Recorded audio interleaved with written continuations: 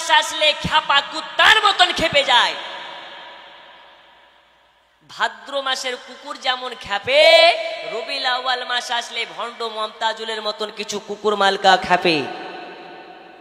তো সোশ্যাল মিডিয়াতে দেখছি সে একটা ভাষা বলেছে যে নবী দিবসে ঝান্ডা লাগানো হারাম, নবী দিবসে খিচড়ি খাওয়া হারাম, একদম পাকা বেদাত।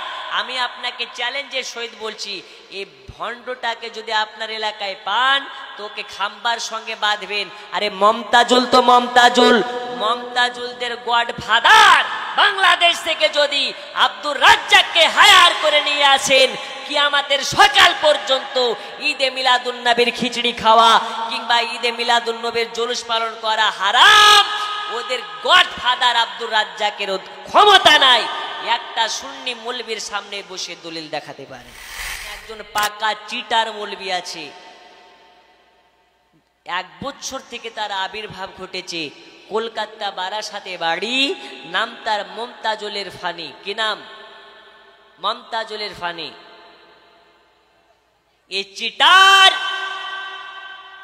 ভেড়া মার্কা মৌলবী কিছুদিন আগে আমাদের দেশের স্বাধীনতা দিবসের দিন দেখতে পেলাম সোশ্যাল মিডিয়াতে মাথাতে জাতীয় পতাকা বেঁধেছে, বুঝেছেন?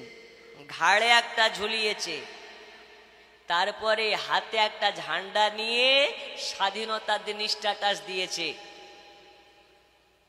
আচ্ছা, যদি স্বাধীনতার দিন হাতে ঝান্ডা নিয়ে জুলুস করা জায়েজ হয়, নবী পাকের জন্মদিনে কি জুলুস করা জায়েজ নয়?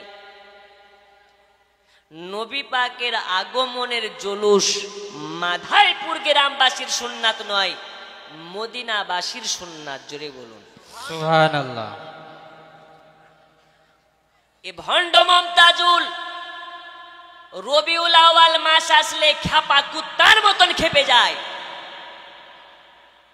ভাদ্র মাসের কুকুর যেমন খ্যাপে, রবিউল আউয়াল মাস আসলে ভণ্ড মমতাজুলের মতন কিছু কুকুর মালকা খ্যাপে। তো সোশ্যাল মিডিয়াতে দেখছি সে একটা ভাষা বলেছে যে নবী দিবসে ঝান্ডা লাগানো হারাম, নবী দিবসে খিচড়ি খাওয়া হারাম, একদম পাকা বেদাত। আমি আপনাকে চ্যালেঞ্জের সহিত বলছি, এই ভণ্ডটাকে যদি আপনার এলাকায় পান তো ওকে খাম্বার সঙ্গে বাঁধবেন। আরে মমতাজুল তো মমতাজুলদের গড ফাদার বাংলাদেশ থেকে যদি আব্দুর রাজ্জাককে হায়ার করে নিয়ে আসেন, কিয়ামতের সকাল পর্যন্ত ঈদে মিলাদুন নবীর খিচড়ি খাওয়া কিংবা ঈদে মিলাদুন নবীর জুলুস পালন করা হারাম। ওদের গড ফাদার আব্দুর রাজ্জাকের ক্ষমতা নাই একটা সুন্নি মৌলবীর সামনে বসে দলিল দেখাতে পারে। আচ্ছা, আপনারা বলুন, ঈদে মিলাদুন নবী আপনাদেরকে ভালো লাগে না খারাপ লাগে? ঈদে মিলাদুন নবীতে আপনারা জুলুসে যখন শামিল হন মনে শান্তি পাওয়া যায় কি যায় না? মমতার মিছিলে ইনকিলাব জিন্দাবাদ, অমুক এমএলএ জিন্দাবাদ, অমুক ভাইয়ের চরিত্র ফুলের মতন পবিত্র, তখন হারাম হচ্ছে না। আর নবী পাকের নামের জুলুসে হারাম মারাচ্ছ বেটা।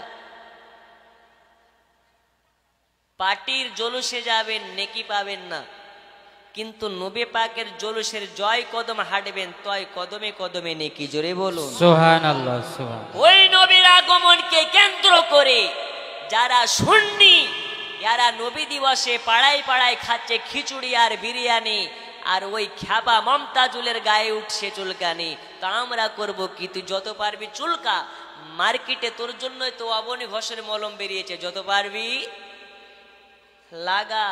আমাদের সঙ্গে এইসব ভণ্ডদের কোনো লেনা দেনা আছে? আরো জোরে বলুন, লেনা দেনা আছে? এই পাকা চিটার মমতাজুল গোটা রমজান মুম্বাই ভিক্ষা করে বেরিয়েছে, জাকাতের টাকা, ওসুরের টাকা, খালের টাকা মুম্বাই আদায় করে বেড়ায়। এখন কাশ্মীরে গেছে আপেল চুরি করতে। কি চুরি করতে? আর সুন্নি মৌলবীদের সময় নাই, গোটা রবিউল আউয়াল মাস জালসা। ও দেখছে এখন ওদের জালসা মিলাদ নাই, কাশ্মীরে চলে গেছে ভিক্ষা করতে। বন্ধু আমার, সোনা মানিকেরা, এইসব ভণ্ডদের পালটে পড়বেন না। ঈদের পালটে পড়লে ইমান থাকবে না। ঈদে মিলাদুন নবী জায়েজ ছিল, এখনো জায়েজ, কিয়ামত পর্যন্ত জায়েজই থাকবে। কারণ জায়েজ কোনোদিন হারাম হয় না। এই জুলুস ঈদে মিলাদুন নবী করা জায়েজ। আর জায়েজ কাজ করে কারা? আহলে সুন্নাত ওয়াল জামাতের যারা।